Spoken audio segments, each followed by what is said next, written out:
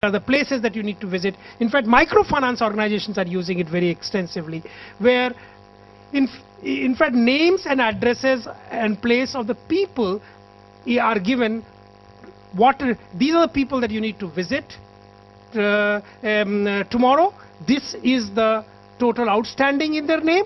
This is expected recovery, and this is what you can possibly give them as loan. This kind of data is immediately sent to you daily on phone, and you at the end of the when you are actually doing the transaction, you just put the particular the inputs, and this is actually done. As I pointed out, that from the just data, we have found that the voice becomes extremely useful. This was what was done because there are people who are employed who were not as comfortable with data, any kind of data, even simple data. And today, people are, as I pointed out, could report their transactions, could report a variety of other information, and it goes to the database purely on voice. You actually speak and give the same information. So some of the microfinance agents are not as comfortable with entering text. So they are actually completely interfacing and talking to the computer on voice. And voice becomes very, very important. And I will sort of say that in rural India, I don't have an understanding of outside India, the voice becomes an even more powerful tool as compared to the data. There is something else that we started. In fact, the tool was initially built for this. We were asked, at IIT Madras was asked to do a Narega impact appraisal in Tamil Nadu. And we have actually been now doing it. This is the third year that we are doing it. And we were initially told a format was given to us by the Ministry of Rural Development. It had 80 questions. So huge number of questions, options, and people were supposed to go and do this entry. We were supposed to bring it, then we were supposed to tabulate it and all that.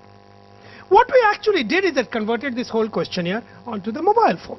Again, download it from that mobile interface, and it's again completely available on mobile phone. And now the survey was done by individual visiting this, surveyor visiting these individuals, but actually entering all the data on the mobile phone. As the data was entered, it was live updated onto the database, and in fact at the database we presented all the results in graphical form, live manner. And in fact it made a huge impact that as the people were doing survey, you are seeing the statistics continuously changing. Now this was done with 80 questions all in Tamil. And many of these questions had fairly extensive answers, but this one was done. There were 3 modes that were done. One mode was totally offline. Of course, that time you could not synchronize, but you could store it in phone, and later on, whenever you have connectivity, you could connect it. This is if you had zero connectivity in a places. There are very few places we found that there is zero connectivity, but 2 years back there you could still find areas where there was zero connectivity.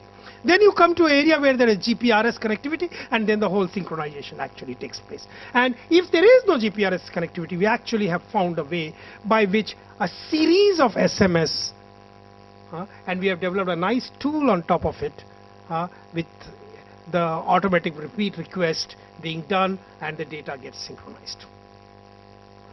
This is the kind of data, this is the kind of thing that we calculated. We did this. We are actually also doing, IIT Madras was involved in designing a rural ATM. Many of you may have heard of that. That is actually doing very well commercially. It's a solar powered ATM, and it was actually installed. So one other survey that we were asked to do, how people are reacting and using that ATM. Even that was done as a part of this exercise, again completely on mobile phone. Data was all calculated, and they've been moving. In the more latest surveys, we actually have been now trying to go to individual households, selected households, and finding out what is the kind of things that the people have. What do they have? What do they have in the household?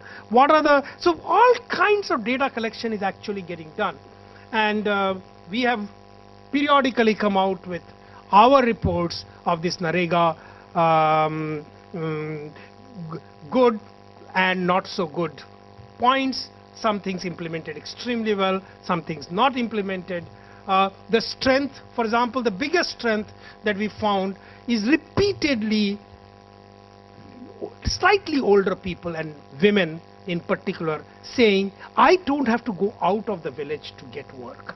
And I am now able to get the work at my village. I don't have to travel to a town or somewhere else. And this was one of the biggest benefit. And it was reaching the poorest. In fact, the poorest people were the main benefit. There was pretty much no involvement of contractors. This is something that we found. A major surety to borrow money during emergency, because if you are a Narega, it allowed you to do that.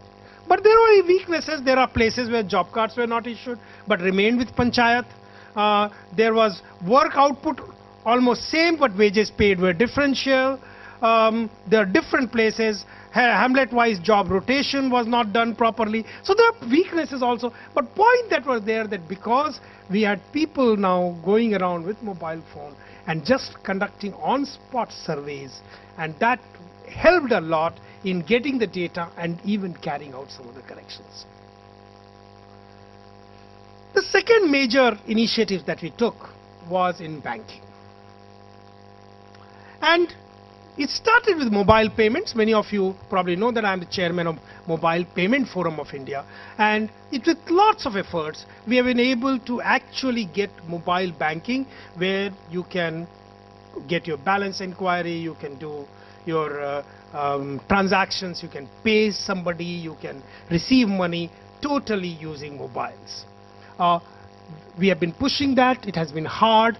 Regulations were changed. The banks accepted it, the technology providers accepted it, the telecom service provider, and very soon we will launch a single number in the country, sir, probably *99# or something like that, that anybody's GSM mobile phone without anything being downloaded. Today you have to download a software. Anybody who just registers with their bank account then will be able to do all these transactions. We are now able to use that for buying, selling seats, travel bookings, banking transactions, trade commodities. These are things that are going on. We need to take one more step. The current finance secretary is very, very bullish about it. You probably know about him, Mr. Mittal, and we will make a difference. There are few things that we needed to work out with some of the telecom operators, and we are working it out. But sir, a more interesting thing that took place was once again that when we are doing this and we are taking it to rural India, there were usage but not all that much. And then we introduced voice banking. What did voice banking do? It's a mobile banking, except you don't have to type anything. You don't have to see your mobile phone. You just have to call. And now you're talking to a computer. We authenticate the customer entirely using person's voice. And this we are able to do it with practically zero, not practically, we had zero failure. We have had close to 1.5 million transactions to date. We are working with about 4 banks today, with 4 banks and about 100,000 active customers, almost 30 to 40,000 transactions per day. And sir, there has been zero failure. And this has worked very well. We have introduced this with also called what is called business correspondent. Many of you may have heard that in India, the RBI has permitted banks to set up business correspondent. Essentially, a kirana shop will become a business correspondent and will do the banking, will be a bank's outlet, you will be able to cash in or cash out, means you can deposit money or can receive money from your account, and you can also do all kinds of other things. And this has been tremendous success. Today, we are doing 30, 40,000 transactions a day. Still, I'll say in infancy. Our dream is to really get it to everywhere, and I think it is possible to get there. Very different kind of project that we did, and we unfortunately are not mentioning our partners. Many of these things we have done with partners. This was done with a Sri Lankan group called Learn Asia, jointly with them. A project where we actually, what we did is, and with Tamil Nadu government participating, what we did is that we went to about 40 or